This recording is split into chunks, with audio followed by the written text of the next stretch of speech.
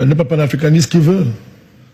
Aujourd'hui, est-ce que vous avez l'impression que l'idée du panafricanisme, autant pour moi, est perçue de la même façon par tous ceux qui veulent ou qui entendent porter, je vais dire, cette idéologie? Non, pas du tout, c'est évident. Il y en a plein de faux. Il y en a qui revêtent le manteau de la saison. Le phénomène de mode, chacun veut revêtir le masque. Mais évidemment que n'est pas panafricaniste qui veut. Ce n'est pas une posture pour notre part. Ça fait 15 ans. Vous avez en face de vous celui qui s'est assis avec quelques personnes pour relancer l'affaire. Un peu une réflexion très mûre, mon cher d'abord. C'est-à-dire, dès les attentats de septembre 2001, nous comprenons que la politique mondiale a changé et que le destin de l'Afrique, dans ce nouveau cadre de la géopolitique mondiale, s'est terminé, c'est la recolonisation du continent.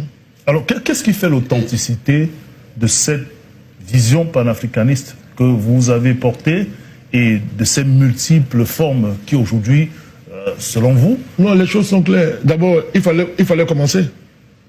Il fallait avoir des convictions très fortes pour commencer, dans un contexte où personne n'osait. Il était interdit. On risquait sa vie, Christian. On risquait sa vie. Les chefs d'État sont morts, ont péri pour avoir essayé de soulever le couvercle de la marmite néocoloniale, France-africaine, etc. Ils ont laissé leur vie. Des pays ont été détruits dans des guerres organisées, dans des conflits suscités, entretenus. Donc, vous imaginez bien qu'il fallait être extrêmement courageux, on l'a fait. Et non seulement on l'a fait, j'ai consacré 15 ans de ma vie, totalement. J'ai tout laissé pour ça. Donc, ce n'est pas une posture.